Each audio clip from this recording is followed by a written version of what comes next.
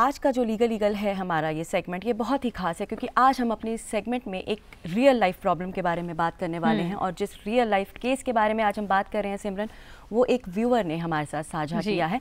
तो चलिए पहले समझ लेते हैं कि पूरा मामला क्या है। जी हाँ दर्शकों, तो कहानी कुछ ऐसे शुरू होती है कि एक व्यक्ति प्रॉपर्टी खरीदना चाहता था। अब प्रॉपर्टी खरीदने के लिए वो ज़मीन देखने गया, उसे ज़मीन पसंद आ गई। लेकिन क्या हुआ कि जब उससे ज़मीन पसंद आ गई तो उसने प्रॉपर्टी ऑनर से या फिर जो प्रॉपर्टी डीलर था उससे डॉक्यूमेंट्स मांगे। तो प्रॉपर्टी डीलर ने सारे डॉक्यूमेंट्स भी दे दिए। ऐसे में सामने वाले व्यक्ति को ये पूरा विश्वास हो गया कि जो डॉक्यूमेंट्स उसे मिले हैं वो भी असली है और इस प्रॉपर्टी को खरीदा जा सकता है। लेकिन उस ज़मीन की जो कीमत थी वो उस व्यक्ति के बजट से थोड़ी सी बाहर थी। तो ऐसे में उसे लगा कि क्यों ना मैं बैंक से लोन ले लेता हूँ और आधे पैसे मैं चेक के ज़रिए देता हूँ और आधे पैसे लोन के ज़रिए देता हूँ। तो ऐसे में वो बैंक के पास जाता है और बैंक मैनेजर जब आता है वो प्रॉपर्टी देखता है, प्रॉपर्टी के डॉक्यूमेंट्स चेक करता है, तो वो सारी चीज़ें अप्रूव कर देता है और लोन भी अप्रूव कर देता है। तो अब उस व्यक्ति ने क्योंकि ज़मीन खरीद ली है तो उसने अपनी खरीदी हुई ज़मीन पे कंस्ट्रक्शन करवाना शुरू कर दिया। लेकिन अब रतिका, कहानी में आया एक ट्विस्ट। वो क्या? तो ट्विस्ट ये था कि जो ज़मीन का असली मालिक था अब वो विदेश से वापस आ गया था और वापस आकर उसने, जानती हो क्या कहा? क्या? उसने कहा कि ये ज़मीन तो मेरी है और ये मेरी माँ के नाम थी और क्योंकि अब मैं विदेश में सेटल हो गया हूँ तो मुझे लगता है कि मैं वापस जाकर इस प्रॉपर्टी को बेच दूँ। तो तुम्हारे हिसाब से उस व्यक्ति के हिसाब से जो ज़मीन है वो तो इलीगल है ही, कंस्ट्रक्शन भी इलीगल है, डॉक्यूमेंट भी फर्जी हैं, और फिर उस पर लोन कैसे पास हो गया? ऐसे में जिस व्यक्ति के साथ फ्रॉड हुआ है वो क्या करे? उसकी प्रॉब्लम का सॉल्यूशन कैसे निकलेगा? बिल्कुल। और रतिका, इन्हीं सब सवालों के जवाब आज हमारे साथ साझा करने के लिए हमारे एक्सपर्ट स्टूडियो में मौजूद हैं advocate Abhinav Singh, senior council government of Uttar Pradesh, supreme Court of India से। नमस्कार सर, बहुत बहुत स्वागत है आपका डीडी मॉर्निंग शो में। सर आपका बहुत बहुत स्वागत है। अभी आपने पूरा का पूरा केस सुना, तो ऐसे में आप क्या हिदायत देना चाहेंगे? मैडम, इस टाइप की जो इश्यूज आजकल हो रहे हैं ये बड़े कॉमन हो चुके हैं जी। एक हमारे वकालत में एक केवियट एम्परर करके एक लैटिन फ्रेज है जिसका मतलब होता है let the buyer be aware. जी, लेट बायर बी अवेयर का मतलब है जो बंदा प्रॉपर्टी खरीद रहे हैं किसी पे विश्वास ना करके उसको प्रॉपर्टी के सारे चेन ऑफ डॉक्यूमेंट्स लेने चाहिए। सब रजिस्ट्रार ऑफिस जो जिसके जुरिसडिक्शन में प्रॉपर्टी रहती है उसके पास जाके 30 साल तक के डॉक्यूमेंट चेक करने चाहिए। उसके पास सारे वहाँ पर डॉक्यूमेंट्स रहते हैं, उसको चेक करने चाहिए सारे डॉक्यूमेंट्स। अगर डॉक्यूमेंट बिल्कुल सही चेन ऑफ डॉक्यूमेंट्स हैं तो वो बंदा जाके प्रॉपर्टी खरीद सकता है। लेकिन अगर उसमें नहीं है, आप किसी तीसरे आदमी में विश्वास मत करिएगा ऐसे में, क्योंकि आजकल फ्रॉड और डॉक्यूमेंट बहुत हो रहे हैं जो फ्रॉडरी क्योंकि ऐसे कई केसेस हमने देखे हैं जिसके अंदर कुछ लोग विदेश में रहते हैं, बहुत साल से प्रॉपर्टी बंद पड़ी, यहाँ पर प्रॉपर्टी डीलर फॉर्ज डॉक्यूमेंट्स बना के वो प्रॉपर्टी बेच देते हैं, जैसे सिमिलर आपने केस हमको बताया है।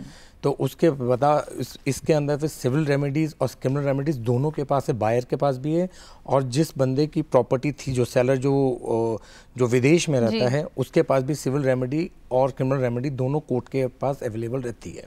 जी सर। और सर ऐसे में जिसके साथ फ्रॉड हुआ है, पहले तो ये बताएं कि फ्रॉड हुआ किस किस के साथ है? फ्रॉड दोनों के साथ हुआ है। जो बायर है उसको पता नहीं था कि ये प्रॉपर्टी किसी और की है जी। सेलर को ये नहीं पता था कि प्रॉपर्टी किसकी है। तो जो मिडिल मैन हुआ, जो प्रॉपर्टी डीलर हुआ या जो, और ये एक बेसिकली चेन होती है कई लोगों की, उस चेन के अकॉर्डिंग ये फ्रॉडलेंटली प्ले करते हैं और एक बार पैसा चला जाता है तो पैसा फिर वापस नहीं आता है। बिल्कुल सर। फ्रॉड की हम यहाँ बात कर रहे हैं, आपने बताया कि दोनों के साथ ही फ्रॉड हुआ दोनों है। के साथ। अब जिन दो व्यक्तियों के साथ फ्रॉड हुआ है वो अलग अलग से न्यायालय में इंसाफ की गुहार कैसे लगा सकते हैं? इसलिए लगा सकते हैं, जो बायर है वो उसमें ये लगा सकते हैं जो डॉक्यूमेंट मुझे दिखाए गए, ये 467 जो हमारे IPC में कुछ धाराएं हैं जिसके अकॉर्डिंग फोर्स ऑफ डॉक्यूमेंट्स के ऊपर आप FIR कर सकते हैं और जो बंदा मिडिल मैन है उसके अगेंस्ट आप न्यायालय में जा सकते हो और न्यायालय में जाके आप ये बोल सकते हो कि जी मेरे साथ ऐसा फ्रॉड हुआ है, आप इसको बुला के हमारा पैसा वापस करवाइए। तो कोर्ट उसमें एक्शन लिया जाता है। देखिए,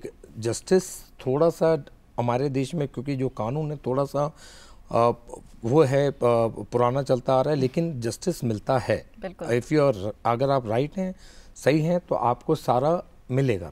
तो ऐसे में एडवोकेट अभिनव, अगर हम जैसे अभी हमने केस की बात की और उसमें हमने ये जाना कि उसमें बैंक के पास जाता है इंसान और हम बैंक के ऊपर विश्वास रखते हैं, हमें लगता है कि बैंक में अगर हम अपने डॉक्यूमेंट्स दिखा रहे हैं और वो अप्रूव हो जाते हैं तो इसका मतलब दे आर लीगल डॉक्यूमेंट। तो इस ऐसे केस में बैंक ने अप्रूव भी कर दिया है लेकिन बाद में जाके पता चलता है कि प्रॉपर्टी जो है, इसमें भी कई कॉम्प्लिकेशंस आते हैं। जनरली बैंक से जो डॉक्यूमेंट्स वेरीफाई होते हैं वो बिल्कुल लीगल डॉक्यूमेंट्स होते हैं, बैंक तभी लोन देता है। और जितने भी गवर्नमेंट बैंक्स हैं वो ऐसे नहीं प्ले करते। बाकी ये जो प्राइवेट बैंक्स हैं इनका हम नहीं कहते, मैं नहीं कह सकता, लेकिन इसके अंदर भी क्या होता है कई बार कई जने बैंक के भी ऑफिशियल इन्वॉल्व रहते हैं। और सर कौन कौन से डॉक्यूमेंट्स हैं जिनका हमें ध्यान रखना चाहिए? वेरीफाइड चेन ऑफ डॉक्यूमेंट्स होता है। जो भी अगर आपकी प्रॉपर्टी चाहे एक बंदे को, एक आदमी को बिकी हुई है या चार लोगों को बिकी हुई है, वो सारी प्रॉपर्टी का चेन ऑफ डॉक्यूमेंट सब रजिस्ट्रार ऑफिस के सामने अवेलेबल रहता है। आप जाके या तो सर्टिफाइड कॉपी सारे डॉक्यूमेंट्स की ले लीजिए, उससे आपको सारा चेन टाइटल दिखता चला जाएगा कि किसको बेची, क्या भैया आगे। तो जो बंदा क्या फ्रॉड प्ले कर रहा है वो वहाँ पर सब रजिस्ट्रार ऑफिस में प्ले नहीं कर सकता, लेकिन इसके लिए थोड़ी सी कवायद तो करनी पड़ेगी बायर को। ठीक है, आप किसी थर्ड आदमी पे विश्वास करके आप करोगे तो कहीं ना कहीं इसमें इस स्कैम में फंसोगे आप। अच्छा सर, क्योंकि एक व्यक्ति स्कैम में फंस गया, तो ऐसे में आपने अभी मिडिल मैन इस टर्म का भी जिक्र किया था। एक तो हम जानना चाहेंगे मिडिल मैन कहते किसे हैं, और किसी भी प्रॉपर्टी को खरीदने या बेचने के लिए क्या मिडिल मैन का होना आवश्यक है? नहीं मैडम, मिडिल मैन का होना कोई आवश्यक नहीं है, लेकिन क्या होता है कि कोई जो प्रॉपर्टीज होती हैं उसके अंदर कोई आदमी बताता है ये प्रॉपर्टी है तो हम उसको बना के भी आप बता दो हमें कैसे करना है। लेकिन अदरवाइज अगर किसी को कोई प्रॉपर्टी खरीदनी है उसके लिए आपको कोई भी मिडिलमैन की जरूरत नहीं पड़ेगी। आपको खुद ही थोड़ा सा अलर्ट रहना पड़ेगा, कोई इसमें ज़्यादा बड़ी चीज़ें नहीं करने को है, तो थोड़ा सा आपको अलर्ट रहना। सारे डॉक्यूमेंट पहले तो बायर को सारे डॉक्यूमेंट मांगने चाहिए सेलर से कि क्या क्या डॉक्यूमेंट्स आपके पास हैं, सारे हमें डॉक्यूमेंट चेन ऑफ डॉक्यूमेंट हमें दे दो। इसके अंदर उसके बाद वाटर बिल हो गया, चाहे हाउस टैक्स हो गया, ये सब भी आकर क्लियर होनी चाहिए before buying the property. Sir इसके अंदर कोई अवधि भी होती है कि इतने सालों का होना चाहिए या करंट होना चाहिए, जिससे ये करंट से अगर बिजली का बिल है या फिर वाटर बिल है, अगर करंट क्लियर है तो उसके अंदर सारी डिटेल होती है, क्योंकि पुराना अगर बकाया होगा तो उस पर लिखा हो जाएगा। लेकिन जब तक आप खरीदते हो तो आपको सारी क्लियर होना चाहिए, हाउस टैक्स भी आपका क्लियर होना चाहिए। ठीक है, और बायर को ये सब फिर चेन ऑफ डॉक्यूमेंट्स लेके जो भी डॉक्यूमेंट देता है वो लेके सब रजिस्टर ऑफिस चले जाना चाहिए। वहाँ पर देखे 30 साल का होता है, 30 साल का अगर नहीं है रिकॉर्ड तो 13 साल का तो एटलीस्ट पर्ची कटती है, जिसमें 100 रुपये पर ईयर के हिसाब से एक पर्ची कटती है, जिसमें आपको सारे डॉक्यूमेंट वो दिखा देते हैं। उसमें आप खुद अपने डॉक्यूमेंट से वेरीफाई कर लीजिए कि क्या है क्या नहीं है। उसके बाद एक इनकम्बरेंस सर्टिफिकेट मिल जाता है कि ये प्रॉपर्टी हर प्रॉब्लम फ्री है, इसमें कोई भी इश्यूज क्रिएटेड नहीं है। आप किसी तीसरे आदमी पे विश्वास मत करिएगा। ओके, तो चलिए एक और सवाल आपसे करते हैं कि अगर कोई प्रॉपर्टी खरीदना चाहता है और वो प्रॉपर्टी उसके बजट से थोड़ी सी आउट है और वो ये चाहता है कि वो उसके लिए थोड़ा सा वक्त मांगता है बाहर से, तो ऐसे में अगर उस दौरान में उस प्रॉपर्टी के रेट बढ़ जाते हैं और वो इंसान टोकन मनी दे चुका है सेलर को और सेलर अगर मुकर जाए तो वो इंसान क्या करे? मैडम इसके पास भी है, लेकिन जो आदमी प्रॉपर्टी ले रहा है क्या उसने एग्रीमेंट टू सेल करवाया है या नहीं करवाया है। अगर एग्रीमेंट टू सेल उसका रिटन में है, उसके बाद जो उसके टर्म्स एंड कंडीशन होती हैं तो उससे कोई भी आदमी जो सेलर है वो ये नहीं कह सकता कि भाई हम पैसे बढ़ा दो अब क्योंकि प्रॉपर्टी के रेट बढ़ गए। इसमें भी कोर्ट के ऊपर स्पेसिफिक रिलीफ एक्ट के अंदर प्रोविजंस हैं। अगर ऐसा हुआ है तो जो सेलर को बाउंड है प्रॉपर्टी बेचने के।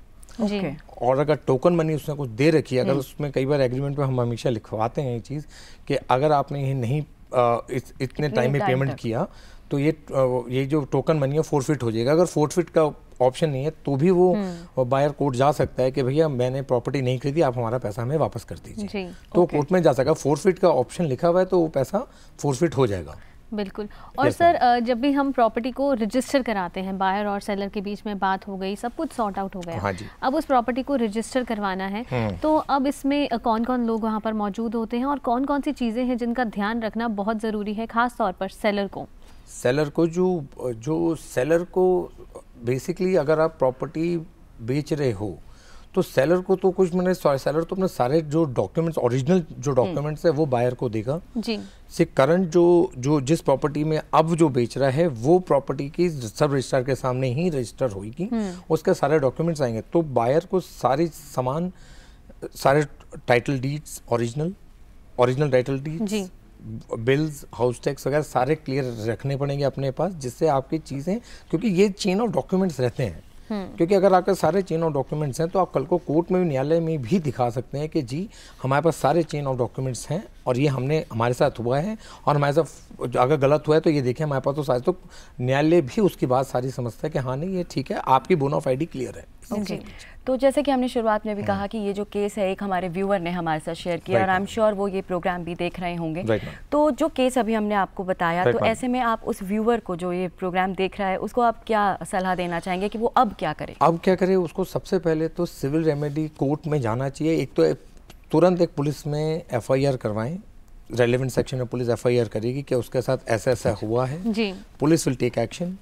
और जो सेलर है, सेलर को भी पुलिस के पास जाना चाहिए, और अगर सेल डीड हुई है उसकी प्रॉपर्टी की तो वो कोर्ट में जाके उस सेल डीड को कैंसिलेशन की भी डाल सकता है जी, ओके। और बायर को, जो मिडिल मैन है, उसके अगेंस्ट ये दिखाना चाहिए कि जी मैं तो अपनी तरफ से पूरा सही था, ठीक है, लेकिन मैंने सारे डॉक्यूमेंट देखे, ये सब फॉल्स डॉक्यूमेंट, तो पुलिस विल टेक एक्शन। और वो जो मिडिल मैन के अगेंस्ट वो कोर्ट में जाएगा और अपनी प्रॉपर्टी का जो अमाउंट उसने दिया वो क्लेम करके वापस गुहार लगाएगा कोर्ट से। और सर जिस फ्रॉड केस की अभी हमने बात करी, जो केस स्टडी हमने अपने दर्शकों के साथ भी साझा की, उसमें हमने देखा कि बायर और जो असली उसका मालिक था उन दोनों के साथ फ्रॉड हुआ है। हाँ। अब उन्हें मुकदमा दायर करना है तो क्या वो एक साथ एक मुकदमा दायर करेंगे या अलग अलग मुकदमा? एक साथ कैसे करेगा, लेकिन उसमें उसको पार्टी बना सकते हो, लेकिन अगर मैं पटिशनर हूँ तो मैं किसी और को नहीं डाल सकता, बट आप उसके अंदर उसकी अवर्मेंट डाल सकते हैं कि जी सेलर ने भी ऐसा एक केस सिमिलर रखे, लेकिन दो अलग पार्टीज हैं तो they have to file their case, मतलब अलग अलग केसेस डालना पड़ेगा।